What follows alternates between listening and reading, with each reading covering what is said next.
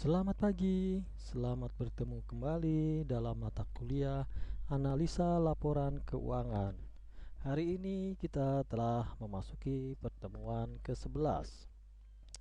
Setelah pada pertemuan ke-10 kemarin kita telah menghitung atau mengaplikasikan salah satu manfaat dari perhitungan analisa laporan keuangan, yaitu salah satu manfaatnya adalah kita dapat membuat forecast atau laporan keuangan proyeksi berdasarkan perhitungan-perhitungan yang telah kita lakukan. Kemudian pada pertemuan kali ini, pertemuan 11, kita akan membahas mengenai analisa sumber dan penggunaan modal kerja. Masih ingat dengan yang dimaksud modal kerja? Ya, modal kerja adalah modal dari suatu perusahaan yang dipergunakan untuk proses produksi atau proses untuk usaha untuk menghasilkan keuntungan. Nah, di sini kita akan menganalisa sumber dan penggunaannya. Sumbernya dari mana modal kerjanya, kemudian rincian penggunaannya bagaimana, akan kita bahas pada pertemuan kali ini. Oke, kita langsung masuk halaman pertama. Di sini ada pengertian sumber dan penggunaan modal kerja. Jadi, laporan keuangan biasanya terdiri dari neraca, laba rugi, dan perubahan modal. Tentu kalian sudah tahu ya, dan harus tahu. Tetapi perusahaan ada yang menyusun laporan sumber dan penggunaan dana, karena dengan laporan ini akan diketahui bagaimana perusahaan mengelola dan menggunakan dana yang dimilikinya. Jadi, selain 3 bentuk laporan keuangan yang tadi, ada juga beberapa perusahaan yang menambahkan atau menyusun laporan sumber dan penggunaan dana. Nah, jadi tidak semua yang baku adalah tidak tiga tadi, neraca, laba rugi, dan perubahan modal. Nah, tapi ada beberapa perusahaan yang menyusun laporan sumber dan penggunaan dana. Kemudian ada 3 pengertian dari dana atau fund, yaitu dana sama dengan modal kerja. Ya, jadi dana sama juga dengan modal kerja. Kalau kita bicara modal kerja berarti itu sama dengan dana. Sehingga laporan sumber dan penggunaan dana menggambarkan suatu ringkasan sumber dan penggunaan modal kerja dan perubahan unsur-unsur modal kerja selama periode yang bersangkutan. Jadi dana, modal kerja, aktiva lancar itu adalah sama yang lancar-lancar. Aktiva lancar, hutang lancar, itu adalah komponen-komponen modal kerja. Nah, jadi nanti kita di sini dapat melihat pergerakan dari modal kerja tersebut. Kemudian jadi ini yang sedang adalah 3 pengertian dari dana atau 3 pengertian dari dana, yaitu dana itu sama dengan modal kerja, dana itu sama dengan kas, namanya dana uang ya, berarti sama juga dengan kas. Sehingga laporan sumber dana penggunaan modal kerja menggambarkan sumber dan penggunaan kas selama periode yang bersangkutan.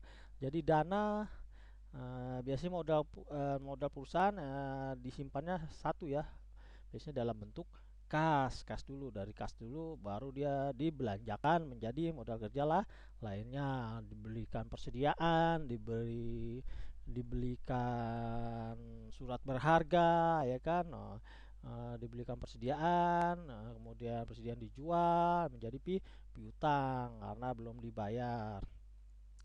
Kemudian dana sebagai net monetary asset, yaitu kas dan aktiva lain yang punya sifat yang sama dengan kas. Dana sebagai net monetary kan uang ya, aset uang bersih, yaitu kas dan aktiva lainnya mempunyai sifat yang sama dengan kas. Jadi maksudnya mempunyai sifat yang sama dengan kas adalah mudah untuk dicairkan atau bisa berfungsi.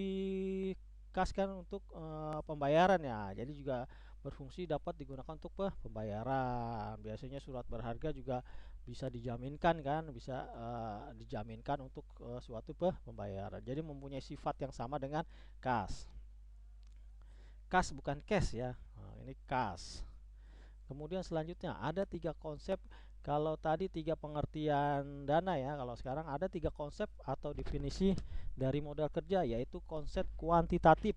Berarti kuantitatif banyaknya ya. Jadi konsep ini adalah menitik beratkan besarnya modal kerja yang dimiliki. Jadi kalau kuantitatif berarti besarnya, kalau kualitatif berarti penggunaannya, kualitasnya ya, kualitas dari modal kerja. Dalam konsep ini pengertian modal kerja adalah kelebihan aktiva lancar terhadap utang jangka pendek. Berarti konsep kualitatif ini sama juga dengan apa? Kemarin apa? Rasio ya, current rasio. Jadi kelebihan aktiva lancar terhadap hutang jangka pendek atau hutang lancar. Disebut juga net working capital atau kualitatif. Kalau kuantitatif adalah gross working capital. Jumlah modal kerja kotor ya, kalau ini bersih. Jadi setelah diselisihkan dengan hutang lancar. Kemudian konsep fungsional. Konsep ini menitik beratkan fungsi dari dana yang dimiliki dalam rangka menghasilkan pendapatan dari usaha pokok. Jadi mungkin fungsional ini hampir mirip dengan kualitatif ya. Menitik beratkan fungsi dari dana yang dimiliki. Jadi fungsinya ditaruh kas gede-gede itu untuk apa? Nah, jadi berdasarkan fungsinya. Kemudian dalam uraian berikutnya istilah modal kerja adalah net working capital atau kelebihan aktiva lancar atas hutang lancar. Jadi dalam uraian selanjutnya bila kita menyebut modal kerja itu berarti modal kerja dalam fungsi net working capital atau kelebihan aktiva lancar atau net working ya, aktiva lancar bersih. Sedang modal kerja sebagai aktiva lancar digunakan gross working capital, modal kerja bruto.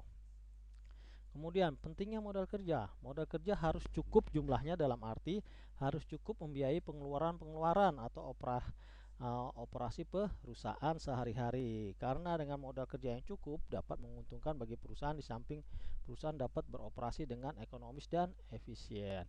Nah, disinilah makanya suatu perusahaan pentingnya budget, pentingnya cash flow. Jadi perusahaan harus harus mengelompokkan pengeluarannya. Nah, itu ada pengeluaran tetap dan pengeluaran variabel. Nah, biasanya modal kerja yang dipunyai itu minimal dia harus dapat cash flow-nya bagus ya. Jadi harus dapat membayar pengeluaran rutinnya. Nah, makanya di sinilah nanti peranan budget. Kita harus sudah mengestimasi pengeluaran perusahaan setiap bulannya, baik itu pengeluaran tetap, biaya-biaya yang jumlahnya tetap, dan juga yang akan dipakai untuk diputar dalam bentuk persediaan, dijual. Nah, itu juga harus diperhatikan. Jadi modal kerja harus cukup jumlahnya ya, harus cukup, jangan sampai ntar di tengah jalan kekurangan ya, kekurangan. Makanya biasanya kalau ada proyek-proyek mendadak, maka itulah gunanya hutang lancar, berhutang lancar. Dan tapi pengertian hutang lancar adalah apa? Nanti begitu proyeknya selesai, maka penghasilannya harus langsung ditutup ke hutang lancar. Kemudian faktor-faktor yang mempengaruhi jumlah modal kerja yang cukup bagi perusahaan adalah, nah ini faktor-faktor yang mempengaruhi dalam penentuan jumlah modal kerja yang cukup ya. Pertama, sifat dan tipe perusahaan. Nah, tentu aja ya. Jadi kalau misalnya perusahaan dealer otomotif, tentu pasti modal kerjanya lebih besar karena modal untuk pembeli persediaan juga cukup besar dibandingkan sifat tipe perusahaan yang menjual motor. Kemudian juga pabrik, perusahaan jasa itu menentukan besar kecilnya suatu modal kerja. Waktu yang dibutuhkan untuk memproduksi atau memperoleh barang yang akan dijual.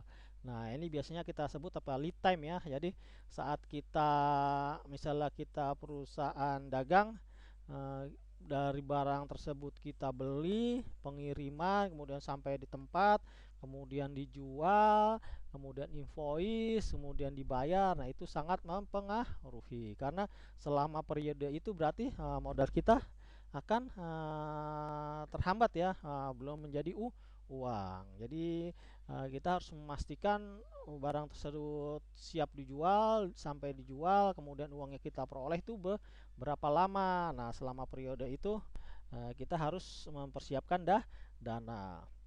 Kemudian syarat pembelian bahan. Nah, ini syarat pembelian bahan juga dia harus cash atau bisa tempo. Kalau bisa tempo berarti kita bisa beli dulu barangnya laku baru kita bayar, sehingga modal kerjanya bisa kecil. Jadi modal kerjanya bisa dialihkan ke dalam bentuk hutang lah, hutang lancar, karena beli barangnya bisa ngutang, setelah laku baru dibayar. Kemudian syarat penjualan. Nah, sama juga penjualannya. Kita hanya terima cash atau bisa kredit. Nah, kalau bisa kredit berarti kita harus memperhitungkan jumlah piutang, uang yang mampet. Nah, jadi modal kerja dengan kebijakan cash dan kredit pasti beda. Dengan kebijakan cash pasti modal kerjanya lebih kecil ketimbang yang dia kredit. Kemudian tingkat perputaran persediaan. Nah, ini juga sama. Seberapa lama persediaan tersebut dapat dijual dan menghasilkan uang. Tidak hanya dijual ya, tapi sampai persediaan tersebut menjadi uang dalam bentuk uang yang bisa dipakai kembali untuk pembelanjaan persediaan. Jadi inilah faktor-faktor ya. Jadi yang pertama tentu saja jenis dan usaha perusahaan ya, tipe perusahaan ya. Perusahaan mobil, perusahaan kelontong, industri pabrik itu pasti menentukan modal kerjanya. Kemudian waktu yang dibutuhkan untuk produksi, ini juga lead time, syarat pembelian, syarat penjualan, kemudian tingkat perputaran persediaan. Kemudian sumber modal kerja. Nah, ini sumber modal kerja dari mana? Pada dasarnya modal kerja terbagi dua, yaitu bagian yang tetap, yaitu jumlah minimum yang harus tersedia agar perusahaan dapat berjalan dengan lancar tanpa kesulitan keuangan. Nah, ini biasanya kita bisa lihat kalau kita perusahaan tersebut sudah jalan ya, bukan baru pertama kali, biasanya bisa melihat pengeluaran-pengeluaran bulan-bulan sebelumnya. Jadi modal kerjanya sudah punya ancar-ancar. Oh, kita harus punya segini nih untuk menutup semua pengeluaran. Nah, semua pengeluaran. Kemudian yang kedua adalah jumlah modal kerja yang variabel, yang jumlahnya tergantung aktivitas musiman dan kebutuhan-kebutuhan di luar aktivitas biasa. Catatan, kebutuhan modal kerja permanen atau tetap sebaiknya dibiayai oleh pemilik. Nah, ini kan kalau yang bersifat tetap sebaiknya dibiayai oleh pemilik. Yang musiman itu bisa menggunakan hutang lancar. Nah, misalnya mau lebaran nih, ya kan, mau lebaran berarti kita persediaannya harus ditambahkan. Nah, itu pemilik bisa jangan menggunakan dana pemilik, tetapi bisa misalnya tadi pembelian dari supplier secara tempo. Jadi berhutang dulu karena lagi musim cepat kan, begitu dibeli laku baru dibayar. Kemudian modal kerja perusahaan pada umumnya berasal dari, nah ini modal kerja perusahaan pada umumnya berasal dari hasil operasi atau laba perusahaan. Jadi kalau perusahaan memperoleh laba, tentu itu masuk ke modal kerja. Masuknya kemana? Masuknya ke kas. Jadi kan kita keuntungan itu pasti masuknya ke kas. Jadi kas adalah bagian dari modal kerja. Kemudian keuntungan dari penjualan surat-surat berharga dari investasi jangka pendek. Nah, ini tadi kan saat kita punya kelebihan kas, kita berikan surat berharga ya. Misalnya contohnya mata uang asing ya kan, yang bisa langsung dijual. Apalagi nih surat-surat berharga ya seperti itu kan ya. Kurs ya, biasanya surat hutang, cuman yang jangka-jangka pendek digunakan untuk investasi saham. Nah, itu kalau kita dijual kan, misalnya belinya 100, dijual 110, maka kita akan mendapat keuntungan 10 rupiah. Nah, itu akan menambah uang kas. Kemudian penjualan aktiva tidak lancar. Modal pada umumnya berasal penjualan aktiva tidak lancar, dari aktiva tetap. Nah, misalnya saat kita menjual aktiva tetap mobil ya, misal mobil sudah tidak dipakai lagi, kemudian kita jual, kan aktiva tetapnya menurun, kemudian kita menerima uang kas. Ya, berarti kan uang kas bertambah. Uang kas bertambah, maka modal kerja bertambah. Jadi ingat, modal kerja itu adalah aktiva lancar, sementara aktiva tetap tidak masuk dalam aktiva lancar. Kalau penjualan aktiva lancar tidak akan mempengaruhi modal kerja karena kan hanya pindah kamar aja. Tadinya ada di misalnya di persediaan, pindah kan persediaannya turun, kasnya naik, jadi sama aja, nggak berubah. Tapi kalau penjualan aktiva tetapnya turun. Nah, tapi kan dia bukan termasuk modal kerja kan, aktiva berarti tidak mempengaruhi modal kerja. Sementara aktiva tetap turun, kan dijual, kita terima uang kasnya bertambah, maka itu akan menambah modal kerja. Jadi perlu kalian ingat ya, modal kerja ini berarti kita berbicara aktiva lancar. Aktiva lancar ada apa aja? Ada kas, ada piutang, ada persediaan, ada surat berharga ya. Yang lancar-lancar itu juga ada hutang lancar, hutang dagang. Kemudian yang keempat adalah penjualan saham atau obligasi. Obligasi ini adalah surat hutang ya. Jadi kalau saat suatu perusahaan misalnya butuh dana nih, butuh dana, dia mau ekspansi ya, misalnya mau membeli gedung baru, maka dia ada dua pilihan. Yang pertama mau menjual saham atau kita menjual surat hutang. Resiko dari penjualan saham adalah berarti kita berbagi kepemilikan kita akan berkurang, tetapi kita tidak perlu membayar hutang, tidak perlu kita bayar, kita hanya menjual ditukar dengan kepemilikan. Jadi penjualan saham bisa juga kita sebut barter ya, kita dapat uang ditukar dengan kepemilikan perusahaan. Kemudian atau kalau kita tidak mau berbagi kepemilikan, maka kita bisa menerbitkan surat hutang. Cuma resikonya surat hutang itu harus kita bayar. Jadi kalau suatu perusahaan mengalami kerugian, maka kecenderungan pailit akan ada, karena kita harus membayar hutang itu karena kita telah menerbitkan surat hutang. Jadi pilihan perusahaan dalam menambah modal kerja dari luar perusahaan adalah dengan menjual saham atau menjual surat hutang yang disebut obligasi.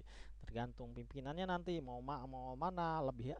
Kalau secara lebih aman, pasti lebih aman menjual saham. Kalaupun yang kita jual hanya 10% kan tidak mempengaruhi operasional perusahaan. Cuman mungkin nanti kalau kita mendapat keuntungan harus berbagi keuntungan dengan pemilik saham, tetapi kita tidak perlu membayar kembali ya saham yang telah kita jual. Sementara kalau kita menerbitkan obligasi, kita harus membayar kembali dana yang telah kita peroleh.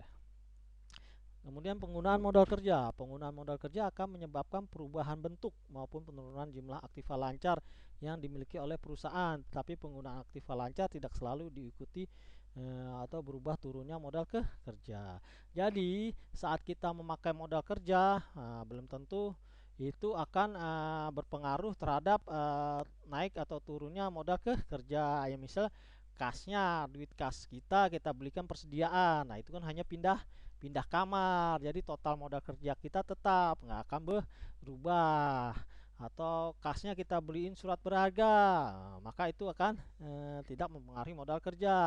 Misal atau persediaannya kita jual kan, persediaan kita jual laku, nah itu tidak akan mempengaruhi modal kerja karena itu pasti kasnya akan bertambah atau piutangnya akan bertambah. Jadi tidak selalu penggunaan modal kerja akan mempengaruhi naik turunnya modal kerja, kecuali modal kerjanya atau uang kas yang kita miliki dibelikan yang tidak berhubungan dengan modal kerja, misalnya membeli aktiva tetap misalnya, atau membayar hutang jangka panjang. Nah otomatis kasnya berkurang, maka modal kerjanya juga akan berkurang. Sementara itu kita keluarkan untuk yang di luar modal kerja ya, aktiva tetap dan hutang jangka panjang.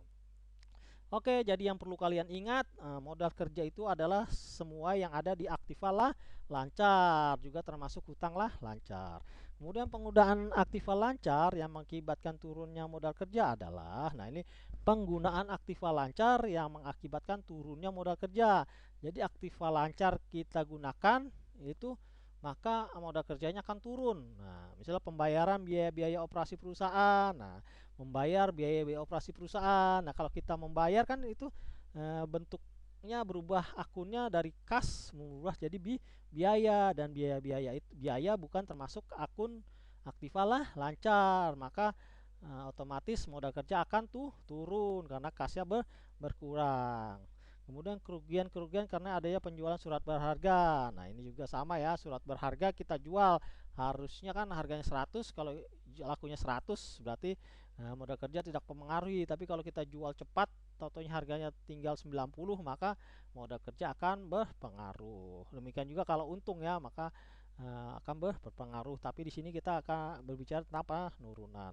Kemudian adanya pembentukan dana atau pemisahan aktiva lancar untuk tujuan jangka panjang. Nah, ini misalnya dana hanya sudah dipisahkan, misalnya perusahaan sedang menabung untuk ekspansi perusahaan. Nah, itu sudah dipisahkan, kemudian akun pemisahnya itu di luar akun aktiva lancar.